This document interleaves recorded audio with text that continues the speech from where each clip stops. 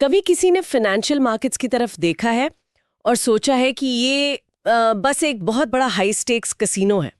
खास करके जब ऑप्शंस ट्रेडिंग की बात आती है, लोगों को लगता है कि बस स्क्रीन पे लाल और हरे नंबर्स चल रहे हैं और सब किस्मत का खेल है।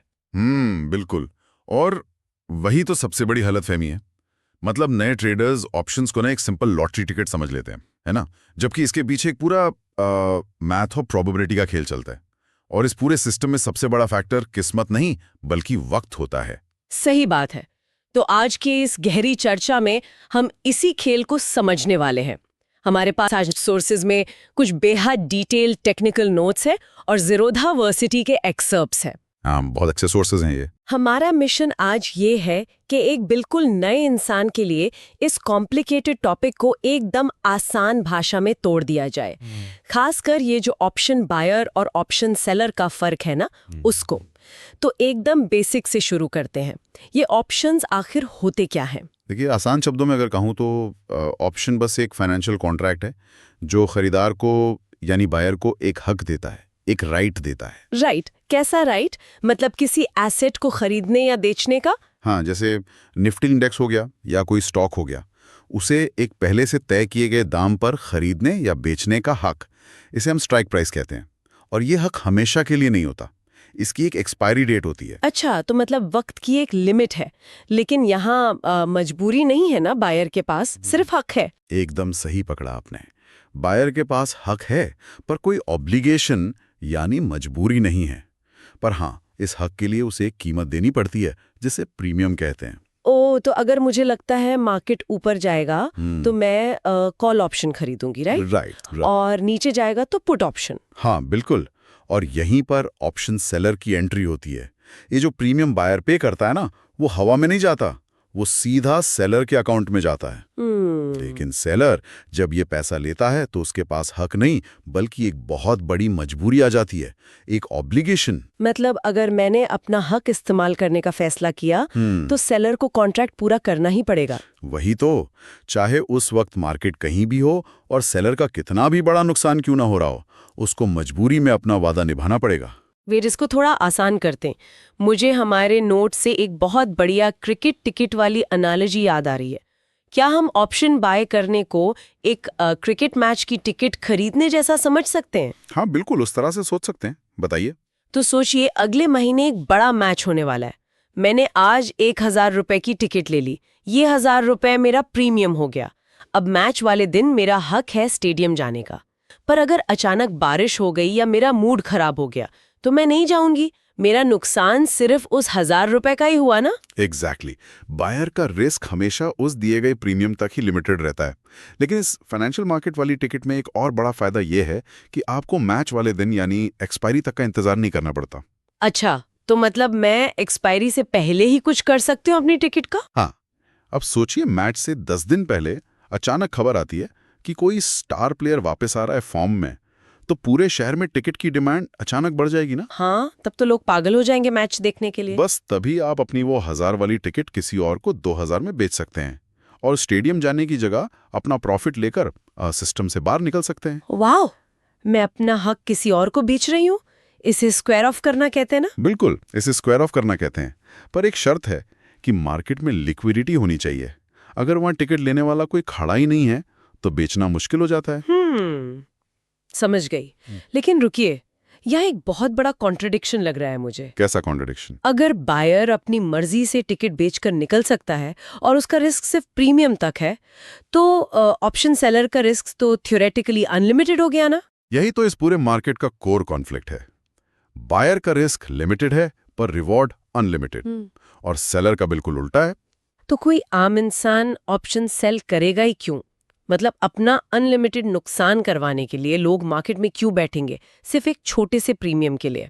ये तो बेवकूफ़ी लगती है। ये सवाल हर नए ट्रेडर को परेशान करता है। शुरू में देखने में घाटे का सौदा लगता है, पर असलियत में बड़े इंस्टीट्यूशंस और स्मार्ट ट्रेडर्स ऑप्शन सेल करना पसंद करते हैं क्योंकि उनके पास प्रोबेबिलिटी और वक्त का फेवर होता है। वक्त कैसे सेलर की मदद करता है? इसे समझने के लिए पहले उस प्रीमियम के अंदर देखना पड़ेगा। प्रीमियम सिर्फ एक नंबर नहीं है, उसके दो हिस्से होते हैं, इंट्रिंसिक वैल्यू और टाइम वैल्यू। हमारे नोट्स में इन कॉन्सेप्ट्स को इन द मनी यानी आईटीएम और आउट ऑफ द मनी यानी ओटीएम कहा गया है ना? सही कहा। अगर किसी ऑप्शन में आज के दिन असली वैल्यू है तो वो आईटीएम होता है। जैसे मान लीजिए निफ्टी आज 100 पर है और आपके पास 90 में खरीदने का कॉल ऑप्शन है। तो इसमें 10 रुपए की असली वैल्यू है क्योंकि मैं तुरंत 10 रुपए सस्ते में खरीद सकती हूँ। तो ये आईटीएम ऑप्शंस तो महंगे होते होंगे? बिल्कुल महंगे होते हैं क्योंकि इनमें इंट्रिंसिक वैल्यू है और अगर मार्केट और स्ट्राइक प्राइस बिल्कुल बराबर हैं तो वो एटीएम यानी एट द मनी है। पर जरा ओटीएम यानी आउट ऑफ द मनी के बारे में सोचिए। ओटीएम मतलब अगर निफ्टी 100 पर है और मेरे पास 110 का कॉल ऑप्शन है। हाँ, तो क्या आज के दिन कोई 100 की चीज को 110 में खरीदना चाहेगा? उसकी क्या असली वैल्यू है आज? नहीं, बिल्कुल नहीं। कोई क्यों खरीदेगा महंगे में? वही तो, इसलिए ओटीएम ऑप्शंस में रियल इंट्रिंसिक वैल्यू बिल्कुल जीरो होती है। उनकी जो भी थोड़ी बहुत कीमत या प्रीमियम चल रहा होता है वो सिर्फ टाइम वैल्यू होती है, एक उम्मीद होती है। वो एक उम्मीद की एक्सपायरी आने तक शायद मार्केट 110 के पार पहुंच जाए। तो इसका मतलब ये जो टाइम वैल्यू है यही सेलर की सगी है। वहीं पर असल जादू काम करता है, जिसे ऑप्शंस की भाषा में थीटा कहते हैं। थीटा, ये एक ऑप्शन ग्रीक है ना, जो टाइम डिके बताता है? हाँ, थीटा बताता है कि वक्त गुजरने के साथ आपके ऑप्शन की कीमत कितनी गिरेगी। हैरानी की बात यह है कि भले ही मार्केट अपनी जगह से 1 इंच भी ना हिले, ऑप्शन का प्रीमियम अपने आप हर दिन गिरता जाएगा। ओहो, मतलब वक्त जैसे जैसे गुजर रहा है वो प्रीमियम हवा में गायब हो रहा है। इसको अगर मैं एक पिघलती हुई बर्फ से कंपेयर करूं तो एक मेल्टिंग आइस क्यूब? ये बहुत सटीक एग्जाम्पल है बर्फ वाला। मतलब अगर मैंने वो बर्फ का टुकड़ा खरीदा है क्योंकि मुझे आगे उसकी जरूरत पड़ेगी, अब बाहर मौसम चाहे बदले या ना बदले, धूप निकले या ना निकले, वो बर्फ तो पिघलेगी ही ना वक्त के साथ। और सेलर बस शांति से बैठकर उस पिघले हुए पानी को कलेक्ट कर रहा है अपने पास। एकदम परफेक्ट एनालॉजी है। सोचिए, इसको 1 महीने के टाइमलाइन पर देखते हैं। एक क्रोनोलॉजिकल आर्क बनाते हैं। 1 मई को निफ्टी 22,500 पर चल रहा है। किसी ने 22,500 का ही कॉल ऑप्शन खरीदा 200 रुपए देकर। एक्सपायरी 30 मई को है। ठीक है, तो अब पूरा महीना बचा है उसके पास। हाँ, तो शुरू के 15 से 20 दिन तो बर्फ आराम से धीरे धीरे पिघलेगी। प्रीमियम शायद 200 से 150 हो जाए। पर असली खेल आखिरी हफ्ते में शुरू होता है। आखिरी हफ्ते में क्या होता है अचानक? बर्फ इतनी तेजी से पिघलती है कि नए ट्रेडर्स को समझ ही नहीं आता। अगर निफ्टी वहीं का वहीं खड़ा रहा ना, तो प्रीमियम आखिरी 5 दिनों में 100 से 20, फिर 10 और आखिरी दिन अचानक 0 हो जाएगा। बाप रे। इसलिए बायर हर दिन अपने अकाउंट में पैसे कम होते हुए देखकर पैनिक करता है, जबकि सेलर आराम से वेट करता है। बायर को प्रॉफिट के लिए सिर्फ दिशा नहीं बल्कि मार्केट में एक अच्छी स्पीड भी चाहिए, है ना? उसको मार्केट भागता हुआ चाहिए। बिल्कुल चाहिए, उसे स्पीड चाहिए। और इसी स्पीड को हम एक और ऑप्शन ग्रीक से नापते हैं, जिसे डेल्टा कहते हैं। अच्छा, डेल्टा को हम गाड़ी का स्पीडोमीटर बोल सकते हैं क्या? सही समझे आप। डेल्टा एक स्पीड गेज है जो बताता है कि अगर निफ्टी 1 पॉइंट हिला तो आपका ऑप्शन कितनी स्पीड से आगे बढ़ेगा। कॉल ऑप्शंस का डेल्टा 0 से 1 के बीच होता है। अगर एटीएम ऑप्शन है और इसका डेल्टा 0.5 है और निफ्टी अचानक 10 पॉइंट भागा, तो मेरा ऑप्शन सिर्फ 5 पॉइंट बढ़ेगा। ये होता है तो उसको मार्केट हिलने से खास फर्क नहीं पड़ता। लेकिन एक बात बताइए, अगर मार्केट अचानक रॉकेट बन जाए और 500 पॉइंट ऊपर भाग जाए, तो क्या स्पीडोमीटर की स्पीड उतनी रहेगी? बहुत अच्छा सवाल है। नहीं, स्पीडोमीटर भी बदलता है और उसको बदलने वाले फोर्स को गामा कहते हैं। गामा को आप एक्सेलरेटर पेडल समझ सकते हैं। ये डेल्टा को पुश करता है। समझ गई। डेल्टा स्पीड है, गामा एक्सेलरेटर है और थीटा वक्त की पिघलती बर्फ। लेकिन मार्केट में इमोशंस का क्या रोल है? जैसे अगर कल बजट आने वाला है तो सब डर जाते हैं ना, एक अनसर्टेनिटी होती है कि मार्केट कहाँ जाएगा। वहां पर हमारा तीसरा हीरो एंट्री लेता है, वेगा। वेगा मार्केट में वॉलेटिलिटी, उतार चढ़ाव या डर को नापता है। इसे मार्केट का मौसम भी कह सकते हैं। तो बजट से पहले जब मौसम खराब लग रहा होता है तब क्या होता है? तब इम्प्लाइड वॉलेटिलिटी अचानक शूट अप करती है और वेगा की वजह से ऑप्शंस के प्रीमियम्स एक ही रात में बहुत महंगे हो जाते हैं।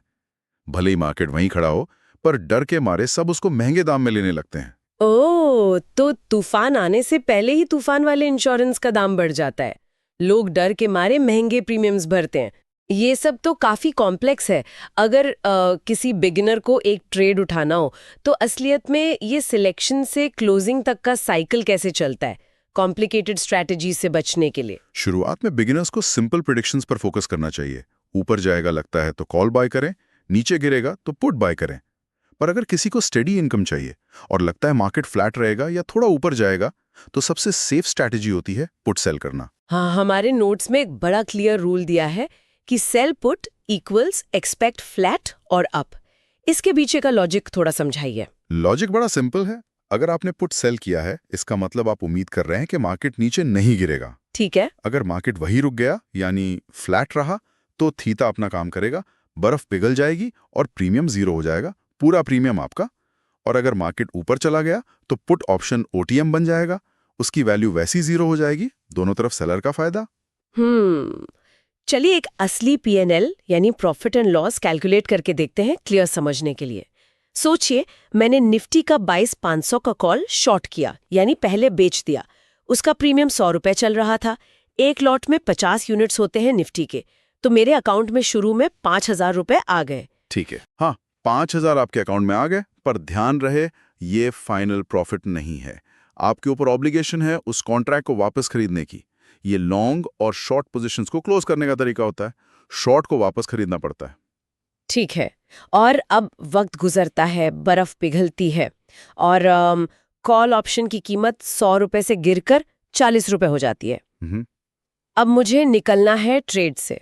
तो अब आजाद होने के लिए आपको वही सेम कॉन्ट्रैक्ट मार्केट से वापस खरीदना पड़ेगा, करंट प्राइस पर, यानी 40 रुपए पर। तो आपने शुरू में 100 रुपए पर यूनिट रिसीव किए थे, अब आपने 40 दे दिए। आए 100 गए 40, तो मुझे 60 रुपए पर यूनिट का सीधा फायदा हुआ।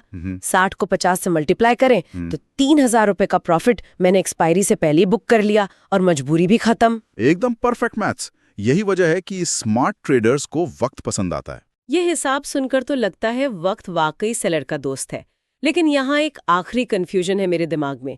अगर सेलर को अनलिमिटेड रिस्क हो सकता है, तो अचानक मार्केट क्रैश होने पर तो वो तबाह हो जाएगा। फिर लोग क्यों करते हैं ये? क्या सिर्फ स्पेक्यूलेशन के लिए? यहाँ हेजिंग का कॉन्सेप्ट आता है। ऑप्शंस का असली मकसद शुरू में स्पेक्यूलेशन नहीं था, बल्कि बड़े पोर्टफोलियोज को प्रोटेक्ट करना था। ये एक फायर इंश्योरेंस की तरह है। स्टॉक्स में इंश्योरेंस कैसे काम करेगा? सोचिए एक इन्वेस्टर ने लॉन्ग टर्म के लिए 10 लाख रुपए के अच्छे स्टॉक्स ले रखे हैं। अचानक दुनिया में कोई क्राइसिस आती है और डर लगता है कि मार्केट क्रैश होगा। वो अपने स्टॉक्स बेचना नहीं चाहता। तो वो क्या करेगा मार्केट गिरने पर फायदा लेने के लिए? एक पुट ऑप्शन बाय कर लेगा। एग्जैक्टली। वो पुट ऑप्शन बाय करेगा। अगर मार्केट सच में गिरा तो उसके स्टॉक्स में भले ही नुकसान हो, पर उस पुट ऑप्शन का प्रीमियम बहुत तेजी से बढ़ेगा। हाँ, तो पुट ऑप्शन का प्रॉफिट स्टॉक्स के नुकसान की भरपाई कर देगा। हाँ, और अगर मार्केट नहीं गिरा तो बस उसका वो छोटा सा प्रीमियम जाएगा जो उसने इंश्योरेंस के तौर पर दिया था। एक डिसिप्लिन ट्रेडर ऑप्शंस को अपना टोटल रिस्क बैलेंस करने के लिए ऐसे ही यूज करता है। ये पूरा डिस्कशन तो सच में आंखें खोलने वाला था। ऑप्शंस को कसीनो कहना सच में गलत होगा इस मैथ और सिस्टम के आगे। एक क्विक रिकैप कर लेते हैं हमने आज क्या क्या देखा। हाँ, जरूर बताइए। तो हमने देखा कि बायर्स प्रीमियम पे करते हैं, उन्हें हक मिलता है, पर उनका रिस्क लिमिटेड होता है। सेलर्स वो प्रीमियम रिसीव करते हैं और अनलिमिटेड रिस्क उठाते हैं, क्योंकि प्रोबेबिलिटी और वक्त उनके साथ होता है। फिर हमने ग्रीक्स देखें। थीटा वक्त की पिघलती बर्फ है, डेल्टा एक स्पीडोमीटर है और वेगा मार्केट का मौसम। और आखिर में ऑप्शन सिर्फ बेट लगाने के लिए नहीं, बल्कि हेजिंग यानी अपने पोर्टफोलियो की रक्षा करने के लिए बहुत जरूरी टूल हैं। बहुत अच्छे से समेटा आपने। इन सारी चीजों को समझने के बाद कोई भी नया इंसान देख सकता है कि ऑप्शंस ट्रेडिंग अंधे तुक्के लगाने का नहीं, डिसिप्लिन और नंबर्स का खेल है। बिल्कुल। और इस डीप डाइव को खत्म करने से पहले मैं उस पहले ख्याल पर वापस आना चाहूंगी जहां से हमने शुरू किया था। हमने देखा कि ऑप्शंस पूरी तरह से टाइम डीके और मैथमेटिकल फोर्सेस के आगे झुकते हैं। और यही एक बहुत गहरा सवाल पैदा करता है ना? हाँ, वही तो। अगर वक्त का इतना बड़ा रोल है, तो इस मार्केट में असली जीत किसकी होती है? क्या उस इंसान की जो मार्केट की दिशा को बिल्कुल सटीक प्रिडिक्ट करता है, या उसकी जो चुपचाप शांति से बैठकर वक्त को अपना काम करने देता है? दिशा या वक्त, यही तो असली मुद्दा है जहां सबसे बड़ा टेस्ट होता है एक ट्रेडर का। सही कहा। ये एक ऐसी चीज है जिस पर किसी को भी अपना पहला ट्रेड लेने से पहले बहुत गहराई से विचार करना चाहिए। चलिए, इसी विचार के साथ हम अपनी आज की इस चर्चा को यहीं विराम देते हैं। नए कॉन्सेप्ट्स और जानकारियों के लिए आगे भी ऐसे ही जुड़े रहें। शुक्रिया। शुक्रिया। सीखते रहिए।